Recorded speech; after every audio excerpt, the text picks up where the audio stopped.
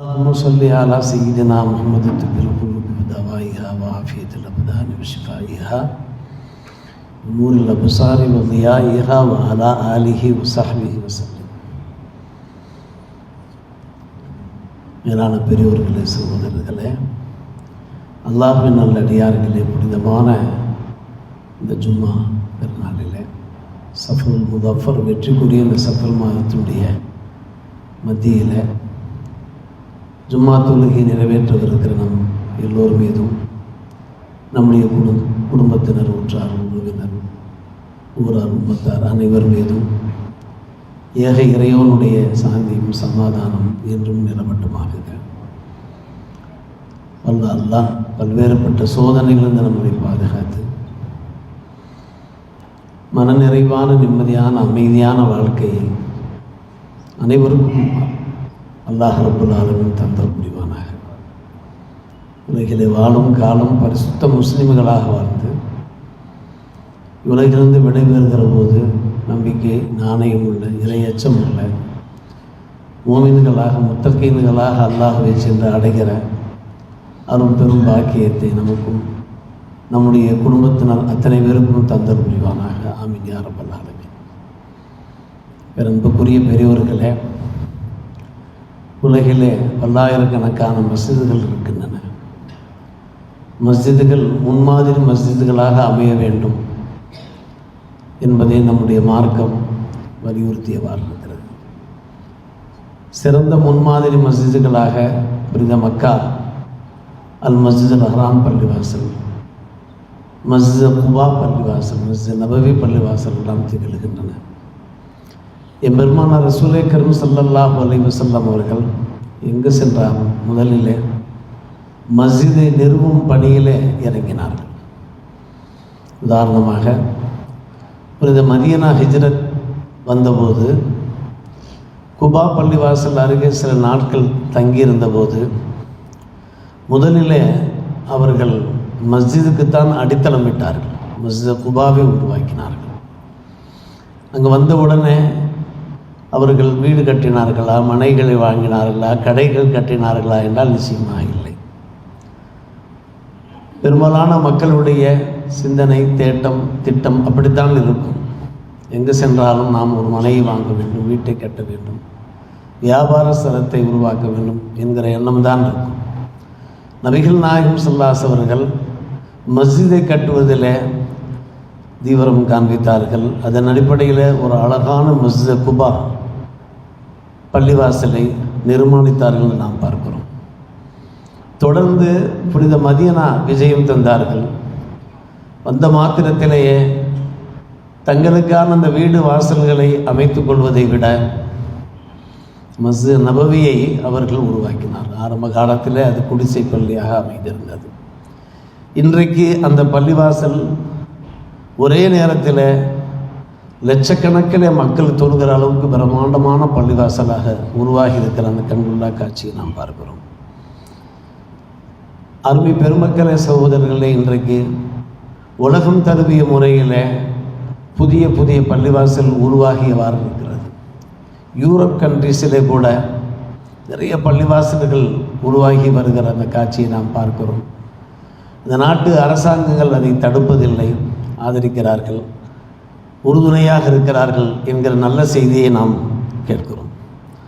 என்ன காரணம் என்று கேட்டால், அல்லாஹ்வுடைய இல்லங்கள் இருக்கின்றன, அது அகிலத்தாருக்கு ஒரு சிறந்த முன்மாதிரி சின்னங்களாக திகழ்கின்றன. இது சம்பந்தமாக ஸ்காட்லாந்து வரலாற்று ஆசிரியர் தாமஸ் கார்லைல் ஒரு கட்டுரையிலே குறிப்பிட்டிருக்கிறார். அரபு நாட்டில் எம்பெருமானார் ரசூலே கரீம் ஸல்லல்லாஹு அலைஹி அவர்கள் இறை தூதராக வருவதற்கு முன்பு மக்காவிலே மக்கள் எப்படி வாழ்ந்தார்கள், நாம் அந்த முந்தைய பண்டைய வரலாற்றை புரட்டி பார்க்கிறோம். அவர் கூறுகிறார், மக்கள் மக்களாகவே இல்லை, வீதியிலே வந்து விலங்குகளை போன்று சண்டையிட்டு கொண்டிருப்பார்கள். பல்வேறுபட்ட அனாச்சாரங்கள் அவர்களிடத்தில் அமைந்திருந்தன. பல்வேறுபட்ட பாவச் செயல்களிலே அவர்கள் மூழ்கி போயிருந்தார்கள். நாடு பிடிக்கின்ற ஆட்சியாளர்கள் கூட அந்த நேரத்தில் மக்காவை ஒதுக்கி வைத்தார்கள். என்ன காரணம்?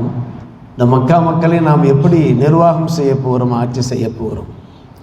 விலங்குகளை விட கேவலமாக இருக்கிறார்களே, இவர்களை நாம் ஒரு கட்டுப்பாட்டுக்குள் கொண்டு வர முடியாது, நிர்வாகம் செய்ய முடியாது என்று அவர்களை ஒதுக்கி தள்ளினார்கள் என்கிற அந்த நிலைமையில் தான் பெருமானார் ரசூலே கரீம் ஸல்லல்லாஹு அலைஹி அவர்கள் தோன்றுகிறார். நுபுவத்து வழங்கப்பட்ட அண்ணலம் பெருமானார் ரசூலே கரீம் ஸல்லல்லாஹு அலைஹி அவர்கள் அவர்களுடைய பாசறையில் பல நூற்றுக்கணக்கான மக்கள் பயிற்சி பெறுகிறார்கள். அந்த பயிற்சியின் பயனாக உலகாலும் ஆளுமை திறன் படைத்தவர்களாக அந்த மக்கள் உயர்ந்து நிற்கிறார்கள். சொல்லப்போனால் உலகத்திற்கே பயிற்றுவிக்கின்ற ஆசிரியர்களாக சத்திய சஹாபிகள் திகழ்ந்தார்கள் என்றெல்லாம் நாம் பார்க்கிறோம். அதை அந்த கார்லைல், தாமஸ் கார்லைல் தம்முடைய வரலாற்றிலே பதிவு செய்திருக்கிறார். இது உண்மையிலும் உண்மையாக இருக்கிறது. இதை யாரும் மறுக்க முடியாது. காரணம், அன்றைய மக்கா மக்கள் அப்படித்தான் இருந்தார்கள். அந்த மக்கா மக்களை சீர்திருத்தவாதிகளாக உயர்த்தி காண்பித்தார்கள் நபிகள் நாயகம் ஸல்லல்லாஹு அலைஹி அவர்கள். உமர் ரலியல்லாஹு அன்ஹு அவர்கள் ஒரு முறை இது பற்றி சொல்லுகிற போது, ஒட்டகம் மேய்க்கக்கூட தகுதியற்ற நம்மை அல்லாஹ் இஸ்லாத்தின் மூலமாக கண்ணியப்படுத்தினான். இதை நாம் பலமுறை கேள்விப்பட்டிருக்கிறோம். அஸ்ஸலல்லாஹு பில் இஸ்லாம், இஸ்லாமிய மார்க்கத்தின் மூலமாக நம்மை அல்லாஹ் கண்ணியப்படுத்தினான். இந்த நிலையிலே இஸ்லாம் அல்லாத வேறொரு வழியிலே நாம் கண்ணியத்தை தேடினோம் என்றால் நிச்சயமாக மீண்டும் அல்லாஹ் நம்மை கேவலப்படுத்தி விடுவான் என்றார்கள் கலீஃபா உமர் ரலியல்லாஹு தஆலா அவர்கள். யோசித்து பார்க்கிறோம். இஸ்லாமிய வழி இருக்கிறது, அதுதான் நல்வழியாக இருக்கிறது, சத்தியத்தின் வழியாக இருக்கிறது. அதிலிருந்து ஒருபோதும் நாம் தடம் புரண்டு போக முடியாது, நம்மை நாமே இழிவுபடுத்திக் கொள்ள முடியாது. எந்த ஒரு அணியிலையும் நாம் சேர்ந்து, எந்த ஒரு கட்சியிலையும் சேர்ந்து நாம் அவர்களுக்கு விசுவாசிகளாக இருப்பதாக காண்பித்து நாம் நம்மை இழிவுபடுத்திக் கொள்ள முடியாது. இஸ்லாம் என்ன சொல்லுகிறது, அதனுடைய வழிகாட்டுதல்கள் என்ன என்ற அந்த சரியான கோட்பாடு, சரியான பாதையில் தான் முஸ்லிம்கள் பயணிக்க கடமைப்பட்டிருக்கிறார்கள். அன்பான பெருமக்களே, அன்றைய காலகட்டத்தில் அந்த முஸ்லிம்களுடைய வளர்ச்சியை பார்க்கிறோம், அவர்களுடைய அந்த எழுச்சியை நாம் பார்க்கிறோம். நஜ்ஜாஷ் மன்னரிடத்தில் ஜாஃபர் இப்னு அபீ தாலிப் ரலியல்லாஹு அன்ஹு அவர்கள் ஒரு வீர உரையே, சூளுரையே நிகழ்த்தினார்கள். அடைக்கலம் புகுந்திருந்தார்கள். ஜாஃபர் இப்னு அபீ தாலிப் ரலியல்லாஹு அன்ஹு அவர்களும் அவர்களுடைய அன்பு தோழர்களும் புனித மக்காவிலே மக்கா மக்களுடைய இம்சைகள் பொறுக்க முடியாமல் அங்கிருந்து ஹிஜ்ரத் செய்து, முதலாம் ஹிஜ்ரத் செய்து அபிசீனியா வந்தபோது அபிசீனிய மன்னர் நஜ்ஜாஷி பாதுஷா முன்னாலே சூளுரை உரைத்தார்கள். நம்முடைய ஜாஃபர் இப்னு அபீ தாலிப் ரலியல்லாஹு அன்ஹு அவர்கள் சொன்னார்கள், நாங்கள் சிலைகளை வணங்கி கொண்டிருந்தோம். அவர்கள் பேசுகிறார்கள், மன்னருடைய அந்த அவையிலே பேசுகிறார்கள், நாங்கள் சிலைகளை வணங்கி கொண்டிருந்தோம். தானாக இறந்துவிட்ட, செத்துவிட்ட அந்த மாமிசத்தை கூட, பிணங்களை கூட நாங்கள் தின்று கொண்டிருந்தோம். எல்லா வகையான மானக்கேடான செயல்களும் எங்களிடத்தில் இருந்தன. சொந்தங்களை துண்டித்து வாழ்ந்தோம், அண்டை அயலாரை நாங்கள் ஒதுக்கி வாழ்ந்தோம். அவர்கள் அப்படியே வரிசைப்படுத்துகிறார்கள், அவர்களை தள்ளி வைத்து வாழ்ந்தோம். எங்களில் யார் வலுவானவர்களோ, வலிமை மிக்கவர்களோ, பலகீனமானவர்களை கொடுமைப்படுத்தினோம், அடக்குமுறைக்கு ஆளாக்கினோம், அவர்களையே நாங்கள் தின்று விழுங்கினோம். இப்படி பல்வேறுபட்ட கொடுமையான செயல்களில் ஈடுபட்டு கொண்டிருந்த எங்களைத்தான் என் பெருமானார் ரசூலே கரீம் ஸல்லல்லாஹு அலைஹி அவர்கள் மனிதர்களாக உருவாக்கி காட்டினார்கள், மனிதர்களாக செதுக்கி காண்பித்தார்கள். அதற்கு ஒரு அற்புதமான மைய பகுதியாக, மைய புள்ளியாக இருந்தது மஸ்ஜித் நபவி பள்ளிவாசல் தான். என்று மஸ்ஜித் நபவி பள்ளிவாசலுக்கு முன்னாலே அல் மஸ்ஜித் ஹராம் பள்ளிவாசல் தான் என்றெல்லாம் ஜாஃபர் இப்னு அபீ தாலிப் ரலியல்லாஹு அன்ஹு அவர்கள் உரைத்த அவர்களுடைய அந்த உரை இருக்கிறதே, அருமை பெரியவர்களே, சகோதரர்களே, வரலாற்று ஏடுகளிலே நெடுகே காணப்படுகிறது. யோசித்து பார்க்குறோம். இந்த காலகட்டத்திலே பள்ளிவாசல்கள் எப்படி சிறந்த முன்மாதிரிகளாக திகழ்ந்தன, என்னென்ன சீர்திருத்த பணிகள் எல்லாம் நடைபெற்றவாறு இருந்தன. இயல்பாக தொழுகை நடைபெறும், வெறும் தொழுகை மட்டும்தான் நடைபெற்றனவா? அது அல்லாமல் எத்தனையோ நற்சேவைகள், சமூக சேவைகள் பள்ளிவாசல்கள் மூலமாகத்தான் வெளிப்பட்டன என்பதை நாம் பார்க்கிற போது இந்த பள்ளிவாசல்களுடைய மகத்துவத்தை, அதனுடைய மதிப்பை, மரியாதையை இஸ்லாமிய பெருங்குடி மக்கள் நாம் தெரிந்து கொள்ள வேண்டுமா இல்லையா? அபூ ஹுரைரா ரலியல்லாஹு தஆலா அவர்கள் அறிவிக்கிற அந்த நிகழ்ச்சியை நாம் பலமுறை கேள்விப்பட்டிருப்போம். பெருமானார் ரசூலே கரீம் ஸல்லல்லாஹு அலைஹி வஸல்லம் காலகட்டம் மதீனாவிலே வாழ்கிறார்கள். அப்போது நஜ்து பிரதேசத்தை நோக்கி ஒரு குதிரை படையை பெருமானார் ரசூலே கரீம் ஸல்லல்லாஹு அலைஹி வஸல்லம் அனுப்பி வைத்ததன் பேரில் சுமாமா பின் உசால் என்கின்ற அந்த யமாமா நாட்டு மன்னரை கைது பண்ணி கொண்டு வந்து சேர்க்கிறார்கள் சத்திய சஹாபிகள், குதிரைப்படை வீரர்கள். சுமாமா பின் உசால் மஸ்ஜித் நபவியிலே ஒரு தூணிலே கட்டி வைக்கப்படுகிறார். அவர் ஒரு மிகப்பெரிய அதிபதி. அன்பான பெருமக்களே, யமாமா நாட்டினுடைய பாதுஷா அவர் ஒரு தூணிலே கட்டி வைக்கப்படுகிறார். அன்றைய காலகட்டத்திலே பள்ளிவாசல் தான் அது ஒரு சிறைக்கூடமாக கூட திகழ்ந்திருக்கிறது. பெருமானார் ரசூலே கரீம் ஸல்லல்லாஹு அலைஹி அவர்கள் சுமாமாவை பார்க்கிறீர்கள், எப்படி இருக்கிறீர்கள், அப் கைசேஹி என்று கேட்கிறார்கள். சுகமாக இருக்கிறீர்களா, நலமாக இருக்கிறீர்களா என்று கேட்கிறார்கள். அவர் சொல்லுகிறார், நான் நலமாக இருக்கிறேன். நீங்கள் இப்போது என்ன விரும்புகிறீர்கள்? ஆம், நான் ஒரு சிறை கைதியாக இருக்கிறேன். என்னை நீங்கள் கொன்றால் கொல்வதற்கு உங்களுக்கு உரிமை இருக்கிறது. அதே சமயத்தில் நற்சிந்தனையோடு, பரோபகார சிந்தனையோடு என்னை நீங்கள் விடுவித்து விட்டீர்கள் என்றால் நான் நன்றியுடையவனாக இருப்பேனே என்றார் அந்த சுமாமா. பெருமானார் ரசூலே கரீம் ஸல்லல்லாஹு அலைஹி அவர்கள் அமைதியாக சென்று விட்டார்கள். மறுநாள் இதே கேள்வி, மறுநாள் இதே பதில்கள், மூன்றாம் நாள் இதே கேள்விகள், இதே பதில்கள். எப்படி இருக்கிறீர்கள்? நலமாக இருக்கிறீர்களா? நலமாக இருக்கிறேன். நீங்கள் என்ன விரும்புகிறீர்கள்? உங்களுடைய ஆசை என்ன என்று கேட்கிற போது அவர்கள் கூறுகிற பதில் அதே பதில்கள் தான். என்னை கொன்றால் கொல்வதற்கு நான் தகுதியுடையவன் தான். பரோபகாரமான முறையிலே, தயாரமான முறையிலே என்னை நீங்கள் விடுதலை செய்து விட்டீர்கள் என்றால் நான் நன்றியுடையவனாக இருப்பேனே.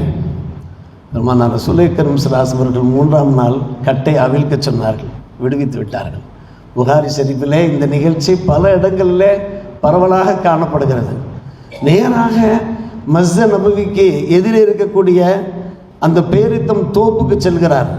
அங்கே சென்று குளிக்கிறார், உழுவெடுக்கிறார், மஸ்ஜித் நபவிக்கு வருகிறார். என் பெருமானார் ரசூலே கரீம் ஸல்லல்லாஹு அலைஹி சந்திக்கிறார், கரம் பிடிக்கிறார், இஸ்லாத்தை ஏற்கிறார். நடந்ததெல்லாம் மஸ்ஜித் நபவியிலே, ஒரு பள்ளிவாசலில் வைத்துத்தான் நடைபெறுகிறது. அப்படியானால் பள்ளிவாசல்கள் இருக்கின்றனவே, அது ஒரு சீர்திருத்த தலமாக திகழ்ந்திருப்பதை நாம் பார்க்கிறோம்.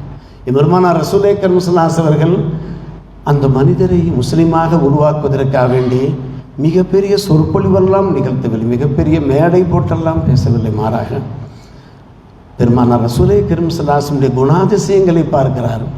அவர்களுடைய அன்பர்கள், நண்பர்கள், சத்திய சஹாபிகளுடைய அந்த வாழ்க்கை வழிமுறைகளை, அகலாக ஜமீலாவை பார்க்கிறார், ஈர்க்கப்படுகிறார். அன்பான பெருமக்கள், ஒரு பயங்கரவாதி, அவர் ஒரு கொடுமைக்காரர், சொல்லப்போனால் இஸ்லாத்தினுடைய ஒரு ஜென்ம எதிரி, அவர் இஸ்லாத்தை ஏற்கிறார் என்றால் நாம் யோசித்து பார்க்கிறோம். 3 நாட்கள் அந்த பள்ளிவாசல்களை பார்வையிடுகிறார். 3 நாட்களிலே அவர் முஸ்லீமாகிறார் என்றால் எப்படி? ஆம், ஐவேளை தொழுகை நடைபெறுகிறது. அது அல்லாமல் மஸ்ஜித் நபி ஒரு மதரசாவாக, ஒரு கல்லூரியாக, நீதிமன்றமாக, சீர்திருத்த மையமாக, சொல்லப்போனால் ஒரு இராணுவ தளமாக, இதெல்லாம் மிகைப்படுத்தி சொல்லப்படுகிற ஒரு விஷயம் அல்ல. இந்த ஒவ்வொரு தலைப்பிலையும் பேசுவது என்றால் ஒரு மணி நேரம் உலமாக்கள் பேசுவார்கள். ஒரு இராணுவ தளமாக, ஒரு நாடாளுமன்றமாக, ஒரு சட்டசபையாக, ஒரு நல்லிணக்க மையமாக, ஒரு பைத்துல் மால் பொதுநிதி களஞ்சியமாக, அனாதைகளுடைய ஒரு புகலிடமாக, அகதிகள் மற்றும் மருத்துவ முகாமாக, இன்னும் சொல்லப்போனால் அறிவியலுடைய ஆய்வு கூடமாக, எல்லாம் அறிவியல்கள் அங்கிருந்தான் வெளிப்படுகின்றன. அதற்கு மேலாக பசித்தோருக்கு இலவச உணவு வழங்கும் ஒரு மைய பகுதியாக, இப்படி சொல்லிக்கொண்டே போகலாம். எல்லா வகையான சமூக சேவைகளும் மஸ்ஜித் நபவியிலிருந்து வெளிப்பட்டன, புறப்பட்டன. மஸ்ஜித் நபவி தான் உலக பள்ளிவாசல்களுக்கெல்லாம் ஒரு சிறந்த முன்மாதிரி பள்ளிவாசலாக இருக்கிறது. காரணம், பள்ளிவாசல் ஐவேளை தொழுகைக்காக வேண்டி மட்டுமல்ல, இது போன்ற பல்வேறுபட்ட சமூக பணிகளும் கூட பள்ளிவாசலிருந்து வெளிப்பட வேண்டும் என்பதுதான். மஸ்ஜித் நபவியிலே திண்ணை பள்ளிவாசலில் கல்வி பயின்றவர்கள் எதிர்காலத்திலே மிகப்பெரிய ஆளுமைகளாக திகழ்ந்திருக்கிறார்கள். தனி சிறந்த நனி சிறந்த விஞ்ஞானிகளாக அவர்கள் பிரகாசித்திருக்கிறார்கள். நாம் எல்லோரும் கேள்விப்பட்டிருப்போம் அலி சிவின்னா. அவருடைய அசல் பெயர் அபு அலி சீனா. அவர் ஒரு முஸ்லீம். அன்பான பெருமக்களே, அவர் மஸ்ஜித் நபவியினுடைய திண்ணை பள்ளியிலே கல்வி பயின்றவர், நரம்பியல் மருத்துவர். தாங்கள் அலி சிவின்னா என்று கூகுளில் தேடி பார்த்தீர்கள் என்றால் அவர் மட்டுமல்ல, இஸ்லாமிய விஞ்ஞானிகள் யார் யாரோ, முஸ்லீம் விஞ்ஞானிகள் யார் யாரோ எல்லோருமே வரிசையாக வந்து கொண்டே இருப்பார்கள். எனவே அங்கே மஸ்ஜித் நபவியினுடைய பள்ளிவாசல் பாசறையிலே பயிற்சி பெற்றவர்கள் தான் அந்த அபு அலி சீனா. அதை தாண்டி அன்பான பெருமக்களே, நாம் அணுகின்ற அந்த மூக்கு கண்ணாடி இருக்கின்றனவே, லென்ஸ் பொருத்துகிறார்கள் அல்லவா, ஒளியியலின் தந்தை என்பார்கள். ஒளியியலின் தந்தை இப்னு ஹைத்தம் அவர்கள் தான் அதை கண்டுபிடித்தார்கள். மூக்கு கண்ணாடியை கண்டுபிடித்தார்கள். இன்றைக்கு வேண்டுமானால் யார் யாருடைய பெயரையோ குறிப்பிடலாம், ஆனால் இதற்கு முன்மாதிரியாக திகழ்ந்தவர்கள் இப்னு ஹைத்தம் தான். அதே போன்று கண் ஆபரேஷன் அதை முதலிலே வெற்றிகரமாக செய்தவர் ரேஜஸ் என்கிற முஸ்லீம் தான். இந்த வரிசையை நாம் எடுத்து சொன்னோம் என்றால், இந்த பெயர் பட்டியலை நாம் வாசிக்க ஆரம்பித்தோம் என்றால் அன்பான பெருமக்களே அது நீண்டு கொண்டே போகும். யோசித்து பார்க்கிறோம் அன்பான பெருமக்களே, அல்லாஹ்வுடைய இல்லங்கள் எப்படியெல்லாம் பயன்பட்டிருக்கின்றன என்பதை நாம் யோசித்து பார்க்கிறோம். இப்படித்தான் ஒவ்வொரு பள்ளிவாசலும் இருக்க வேண்டும் என்பதற்கு முன்மாதிரியாக அந்த இல்லங்கள் திகழ்ந்திருக்கின்றன.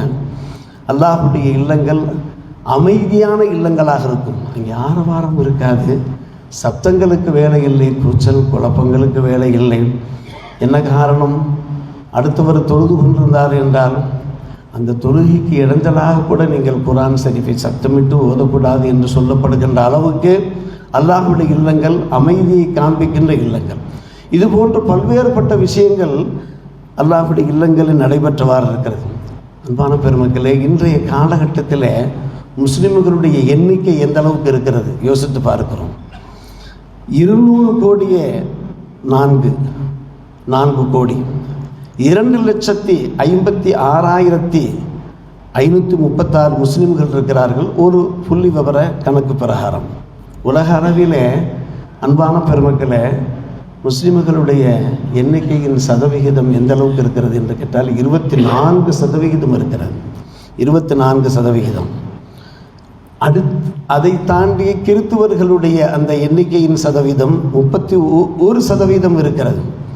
முராத் ஹாப்மேன் என்பவர் கூறுகிறார், முஸ்லிம்களுடைய எண்ணிக்கை நாளுக்கு நாள் அதிகரித்து கொண்டே போகிறது. நம் பார்வைக்கு தெரியவில்லை, நம் பார்வைக்கு தெரிந்தும் இருக்கிறது. ஆங்காங்கே நூற்றுக்கணக்கில் மக்கள் பலர் இஸ்லாத்தை தழுவுகின்ற அந்த காட்சிகளை தளங்கள் மூலமாக நாம் பார்த்து கொண்டு தான் இருக்கிறோம். அவர் கூறுகிறார், ஹாப்மேன் கூறுகிறார், 2050ஆம் ஆண்டு 2026ஆம் ஆண்டிலே நாம் இருந்து கொண்டிருக்கிறோம். அடுத்து 2050ஆம் ஆண்டுக்கு பின்னாடே இஸ்லாம் தான் முன்மாதிரி மார்க்கமாக முதல் மார்க்கமாக இருக்கும். முஸ்லிம்கள் அதிகரித்து கொண்டே போகிறார்கள், கிறித்துவர்கள் அதிகமாக இருக்கிறார்கள். அதை தாண்டி முஸ்லிம்களுடைய எண்ணிக்கை பலப்பட்டு கொண்டே போகும் என்கின்ற ஒரு ஆய்வை அவர் வெளியிட்டிருக்கிறார். அந்த ஆய்வு இருக்கிறதே, அது ஒரு கற்பனையான ஆய்வு கிடையாது. உலகம் முழுவதும் நாடு தழுவிய முறையில் மக்களுடைய மனநிலைமையை, மக்களிடத்தில் இருக்கக்கூடிய அந்த இஸ்லாமிய எழுச்சியை அவர் பார்த்து தான் இந்த முடிவை வெளியிடுகிறார். அருமை சகோதரர்களே, பெரியோர்களே, முஸ்லிம்களுக்கு எதிராக எத்தனை அவதூறுகள் பரப்பப்படுகின்றன. அதே போன்று பொய் பரப்புரைகள் நடந்து கொண்டே இருக்கின்றன. முஸ்லிம்களுக்கு எதிராக பல்வேறுபட்ட பொய் பரப்புரைகள். அந்த பரப்புரைகளுக்கு மத்தியில் தான் இஸ்லாம் வானலாக வளர்ந்து கொண்டிருக்கிறது. நமது நாட்டை நாம் எடுத்துக்கொள்ளலாமே, நமது நாட்டிலே முஸ்லிம்களுக்கு எதிரான எத்தனை சூழ்ச்சிகள் வலைபின்னப்படுகின்றன, எத்தனை முஸ்லிம்கள் பாதிக்கப்பட்டு கொண்டிருக்கிறார்கள், ஒடுக்கப்பட்டு கொண்டிருக்கிறார்கள். இருந்தும் முஸ்லிம்களுடைய எண்ணிக்கையை குறைக்க முடிகிறதா? இஸ்லாத்திலே சேரக்கூடியவர்களை நாம் தடுக்க முடிகிறதா? ஒரு நண்பர் கூறுகிறார், அவர் இஸ்லாத்தை ஏற்றவர், அவர் முஸ்லிமாக ஆனவர். அவர் தம்முடைய கிராமத்தில் தமக்கான ஒரு வீட்டை எழுப்பியிருக்கிறார். அவருடைய மனைவியும் இஸ்லாத்தை ஏற்றுக்கொண்டு விட்டார். அவர் இப்போது ஆலிமா கோர்ஸிலே கல்வி பயின்று கொண்டிருக்கிறார். அவர் அறுதியிட்டு உறுதியாக சொல்கிறார், என்னுடைய கிராமத்தில் உள்ள மக்களை நான் முஸ்லிம்களாக ஆக்க வேண்டும், எனக்கு அதுதான் நோக்கம் என்று சொன்னவர் அந்த மக்களுடைய மதிப்பை பெற்றவாறு இருக்கிறார். அவர் நிறைய மனைகளை வாங்கி போட்டிருக்கிறார். அன்பான பெருமக்களே, யார் இஸ்லாத்தை தழுவுகிறாரோ ஏழைகளாகவும் இருக்கிறார்கள் அவர்கள். ஒவ்வொரு ஏழைக்கும் நான் ஒரு மனையை கொடுப்பேன் என்று அவர் 4 பேருக்கு மத்தியிலே சொல்லி நம்முடைய நீடூரிலேயே தம்முடைய வசிப்பிடத்தை அமைத்திருக்கிறார். அதே சமயத்தில் தம்முடைய சொந்த ஊரில் வீட்டையும் கட்டியிருக்கிறார். நான் வீட்டை கட்டிய நோக்கம் என்ன நோக்கம் என்று கேட்டால், எங்கள் ஊர் மக்கள் முஸ்லிம்களாக ஆக வேண்டும். அவர் புதுசாக இஸ்லாத்திற்கு வந்தவர் தான். நாம் எல்லோரும் அறிந்திருப்போம். கிட்டத்தட்ட இந்த செய்தி உங்களுக்கு தெரிந்திருக்கும். அன்பான பெருமக்களே, இஸ்லாத்திற்கு எதிராக, முஸ்லிம்களுக்கு எதிராக எத்தனை அவதூறுகள் பரப்பப்படுகின்றன, எத்தனை பொய் பரப்புரைகள் நிகழ்ந்து கொண்டிருக்கின்றன. இதை தாண்டி இந்த நன்மக்கள் வெகு வேகமாக வளர்ந்து கொண்டிருக்கிறார்கள் என்றால் சற்று யோசித்து பார்க்கிறோம். ரஹ்மத் நகரை நாம் மறக்க முடியாது. அது மீனாட்சிபுரமாக இருந்தது, பின்பு ரஹ்மத்புரமாக மாறிவிட்டது. அந்த நகரிலே உள்ளவர்களை கர்வாபசி என்கிற அடிப்படையில் மறுபடியும் தன்னுடைய தாய் மதத்திற்கு திருப்புவதற்காக வேண்டி பல முயற்சிகள் மேற்கொள்ளப்பட்ட போதும் கூட அவர்கள் உறுதியாக நின்றார்கள். நாங்கள் நிச்சயமாக இஸ்லாத்தை விட்டு விலகி, இவ்வளவு காலமாக நீங்கள் எங்கே சென்றீர்கள், எங்களை ஒடுக்கினீர்கள், எங்களை அடக்கினீர்களே, உரிமைகளை எல்லாம் பறித்தீர்களே, கால் செருப்புக்கு கூட தருகின்ற மரியாதையை கூட எங்களுக்கு நீங்கள் தராமல் எங்களை வஞ்சித்தீர்களே. ஆனால் முஸ்லிம்கள் எங்களை ஆதரிக்கிறார்கள், எங்களை கண்ணியப்படுத்துகிறார்கள், கௌரவிக்கிறார்கள். அல்லாஹுடைய பள்ளிவாசலில் சரிக்கு சமமாக எங்களை நிறுத்துகிறார்கள். எங்களுடைய அவசிய தேவைகள் நிறைவேற்றுவதற்கு அவர்கள் தயாராக இருக்கிறார்கள். எல்லாவற்றுக்கும் மேலாக இஸ்லாம் ஒரு உண்மை மார்க்கம் என்கின்ற அந்த ஒளி எங்களுடைய இதயத்திலே பாய்ந்திருக்கிறது. ஒரு காலமும் நாங்கள் இஸ்லாத்தை விட்டும் வெளியே வரமாட்டோம். புகாரி ஷரீஃபிலே ஆரம்பத்தில் ஒரு ஹதீஸ் வருகிறது. ஹிருக்கல் மன்னருக்கும் அபூ சுஃபியானுக்கும் இடையிலே ஒரு உரையாடல். ஹிருக்கல் மன்னர் அபூ சுஃபியானை பார்த்து கேட்பார், மக்காவிலே நிறைய பேர் இஸ்லாத்துக்கு வந்து கொண்டிருக்கிறதாக சொல்லுகிறீர்கள், இஸ்லாத்தில் வந்ததற்கு பின்னாடி யாரும் இஸ்லாத்தை விட்டு வெளியே செல்கிறார்களா என்று கேட்கிறார். அபூ சுஃபியான் அப்போது அவர் முஸ்லீமாக இல்லை, காபிராகத்தான் இருக்கிறார். ஆனால் உண்மையை மறைக்கவும் முடியவில்லை, உண்மையை உடைக்கிறார். யாருமே இஸ்லாத்தை விட்டு வெளியேறியவர்களாக இல்லை. இஸ்லாத்தினுடைய பஷாஷத், அரபியிலே பஷாசத் என்கின்ற அந்த வார்த்தை இடம்பெற்றிருக்கிறது. யாருடைய இதயத்திலே அது இறங்கிவிட்டதோ அவர்கள் இஸ்லாத்தை விட்டு வெளியேறினார்கள் இல்லை என்கின்ற அந்த செய்தியை சொன்னபோது ஹிருக்கல் வாக்குமூலம் தந்தார், ஒப்பீனியன் தந்தார். அதுதான் இஸ்லாம் என்றார். இஸ்லாத்தினுடைய எழுச்சி, அதனுடைய மறுமலர்ச்சி ஒரு முஸ்லிமுடைய இதயத்தில் அது இறங்கிவிட்டால் ஒருபோதும் இஸ்லாத்தை விட்டும் அவர் வெளியே செல்ல மாட்டார் என்பதுதான் உண்மை. நான் முந்தைய வேதங்களிலே இதை படித்திருக்கிறேன் என்றால் ஹிருக்கல் மன்னர், அன்பான பெருமக்களே, தாங்கள் புகாரி ஷரீஃபை புரட்டுங்கள். ஆரம்பத்திலே இந்த நீண்ட நிகழ்ச்சி இடம்பெற்றிருக்கும். பார்க்கிறோம், தவிர்க்க முடியாத சக்தியாக இன்றைக்கு இஸ்லாம் வளர்ந்திருப்பதற்கு என்ன காரணம் என்று பார்க்கிறோம். எல்லாம் பள்ளிவாசல்கள் தான் காரணம். உலகிலே இல்லை, தமிழ்நாட்டில் 8000 முஸ்லிம்களுக்கு மஸ்ஜிதுகளுக்கு மேலே மஸ்ஜிதுகள் இருக்கின்றனவே. அந்த மஸ்ஜிதுகள்லாம் முன்மாதிரி பள்ளிகளாக திகழ்கின்ற போது முஸ்லிம்களாக வாழவும் வாய்ப்பு உண்டாகும். அதே போன்று முஸ்லீம் அல்லாதவரும் கூட இஸ்லாத்தை பற்றி கற்றுக்கொள்ள, இஸ்லாத்தை பற்றி தெரிந்து கொள்ள மிகப்பெரிய ஒரு வாய்ப்பு உண்டாகும் என்பதிலே சந்தேகமில்லை. எனவே மஸ்ஜிதுகளுடைய அருமை பெருமையை நாம் நன்கு தெரிந்து கொள்ள வேண்டும், விளங்கிக் கொள்ள வேண்டும். மஸ்ஜிதுகள் ஒரு அமைதி பூங்காவாக இருக்க வேண்டும். இங்கே நாம் மஸ்ஜிதுகளில் எதை பேசினாலும் இது அல்லாஹ்வுடைய பள்ளி வாசல் என்கின்ற அந்த இறை அச்சத்தோடு நாம் பேச வேண்டும்.